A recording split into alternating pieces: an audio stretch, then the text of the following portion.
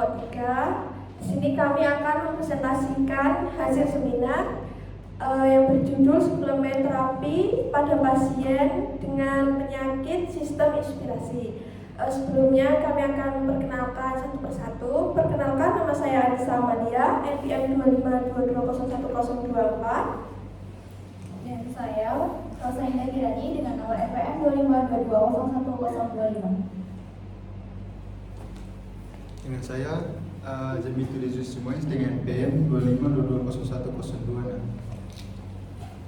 Saya Wulan Ramadhani Suci Larasati, NPM 252201027. Saya Cinderella Gitaria Lukarisa dengan NPM 252201028. Saya dengan Anggunur Suciara Setiawali dengan NPM 252201029.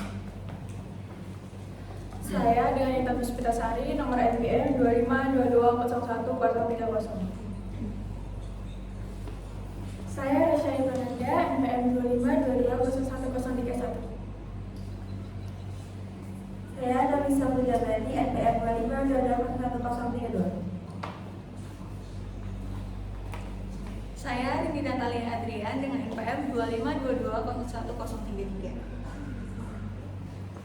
Perkenalkan, saya Feli Pratama dengan NPM 252201034. Baik, masuk ke latar belakang. Jadi ISPA atau infeksi saluran pernapasan akut adalah infeksi penyakit pernafasan yang menyerang pernafasan bagian atas dan bawah. ISPA ini salah satu penyebab kasus kematian terbesar di dunia, salah satunya di Indonesia. Di Indonesia sendiri, ISPA kasusnya meningkat pada bayi yang menyebabkan kematian gitu. Kemudian diketahui juga bahwa vitamin C ini sangat berperan penting sebagai antioksidan yang membantu memperbaiki kerusakan sel, mengurangi resiko komplikasi seperti ARDS, serta badai sitoksin, serta mendukung proses penyembuhan dan pencegahan infeksi. Selanjutnya akan dilanjutkan oleh teman saya. Selanjutnya ada tujuan yang pertama, melihat manfaat vitamin C, mengetahui secara khusus bagaimana pengaruh vitamin C dalam membantu tubuh melawan penyakit. Dan yang kedua, cara mencegah dan mengobati, mencari tahu apakah vitamin C bisa digunakan untuk mencegah agar tidak tertular atau mempercepat penyembuhan bagi orang yang sudah terkena infeksi saluran nafas. Selanjutnya akan dijelaskan oleh rekan saya.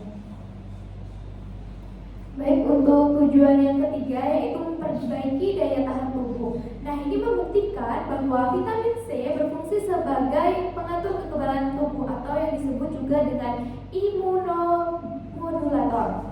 Nah, ini agar sistem tubuh bekerja lebih baik saat menghadapi infeksi. Tujuan yang keempat adalah melihat hasil nyata pada pasien. Nah, ini tuh mengamati apakah pemberian vitamin C benar-benar bisa mempercepat kesembuhan, mengurangi peradangan dalam tubuh, dan mencegah kerusakan pada organ tubuh lainnya. Selanjutnya akan dijelaskan oleh rekan saya. Selanjutnya kita masuk ke bagian kajian teori. Jadi secara teori itu pneumonia merupakan infeksi akut yang terjadi pada jaringan alveoli yang menyebabkan peradangan dan penumpukan cairan atau oksigen, sehingga cairan ini tuh dapat mengganggu pertukaran oksigen dalam tubuh. Dan penyakit ini tuh disebabkan oleh berbagai mikroorganisme seperti bakteri, terutama bakteri Streptococcus pneumonia, virus, jamur, dan kemudian ada faktor usia lanjut, penyakit penyerta atau komorbid, serta daya tahan tubuh yang menurun menjadi faktor utama dari resiko pneumonia. Dalam penata laksanaannya, teori utama menyebutkan bahwa terapi antibiotik merupakan pengobatan utama untuk mengatasi infeksi dari bakteri ini, khususnya pada golongan cephalosporin seperti ceftriaxone bekerja dengan cara menghambat sintetis dinding sel bakteri sehingga bakteri tidak dapat berkembang dan akhirnya mati. Kemudian akan dijelaskan oleh teman saya. Selanjutnya adalah terapi. Selain itu terdapat terapi suportif yang bertujuan membantu pemulihan kondisi pasien seperti 1. Memberikan oksigen untuk mengatasi hipoksia, kekurangan oksigen. 2. Yaitu intravena untuk menjaga keseimbangan cairan tubuh. 3. Antipiretik dan analgesik, misalnya paracetamol untuk membantu demam dan nyeri. 4. Mukolitik untuk membantu pengeluaran dahak. 5. Vitamin dan suplemen seperti vitamin D dan zinc untuk meningkatkan sistem imun. Selanjutnya akan dijelaskan oleh rekan saya. Selanjutnya yaitu ada analisis artikel, teknik analisis data. Artikel systematic review ini menjelaskan bahwa vitamin C berpotensi digunakan sebagai terapi tambahan pada ISPA karena memiliki sifat antioksidan, antiinflamasi, dan immunomodular yang dapat membantu meningkatkan sistem imun, menurunkan penanda inflamasi seperti IL-6 dan CRP, mempercepat proses pemulihan, serta mengurangi risiko kerusakan organ dan infeksi. Namun efektivitasnya pada kondisi berat seperti sepsis dan ARDS masih menunjukkan hasil yang belum konsisten karena dipengaruhi oleh kondisi klinis pasien, dosis, rute pemberian, dan kombinasi terapi yang digunakan. Sehingga vitamin C ini dinilai bermanfaat sebagai terapi pendukung, tetapi tidak dapat menggantikan pengobatan utama dan tetap harus diberikan bersamaan penata laksanaan medis yang standar. Selanjutnya akan dijelaskan oleh rekan saya. Baik, selanjutnya manfaat terapi suplemen. Manfaat terapi suplemen vitamin C adalah membantu meningkatkan daya tahan tubuh agar lebih kuat melawan infeksi. Selain itu, vitamin C dapat mengurangi peradangan dan melindungi organ tubuh dari kerusakan. Vitamin C juga membantu mempercepat proses penyembuhan dan membuat gejala penyakit menjadi lebih ringan. Karena itu, vitamin C baik digunakan sebagai tambahan dalam pengobatan. Selanjutnya akan dijelaskan oleh rekan saya.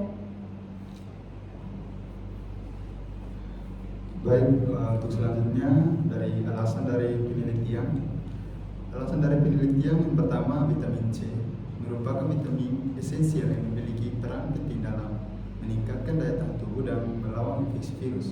Vitamin ini membantu pembentukan interferon type sebagai bagian dari respon imun antivirus serta meningkatkan aktivitas sel NK dan limfosit B sitotoksin dalam melawan patogen. Selanjutnya dijelaskan oleh rekan saya.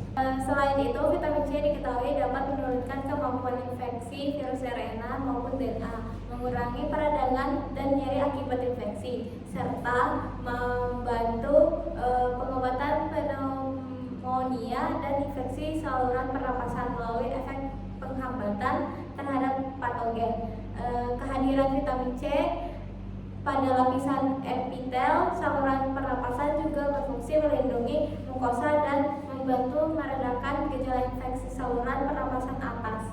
Selanjutnya akan dijelaskan oleh rekan saya.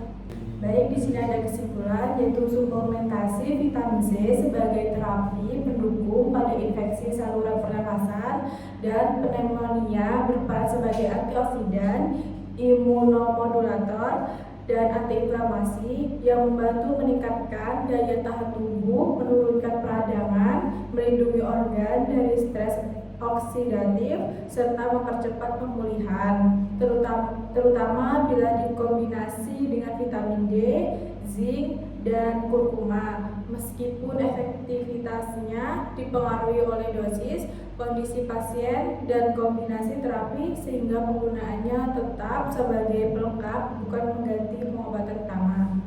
Baik, di sini saya akan menjelaskan terkait dengan saran. Ada 3 saran. Yang pertama, klinis, bisa diberikan vitamin C dengan dosis tinggi atau intravena untuk kasus berat, oral dengan kasus ringan. Bisa dikombinasikan dengan vitamin D, zinc, dan juga kurkuma pada pasien pneumonia, terutama dengan defisiensi nutrisi.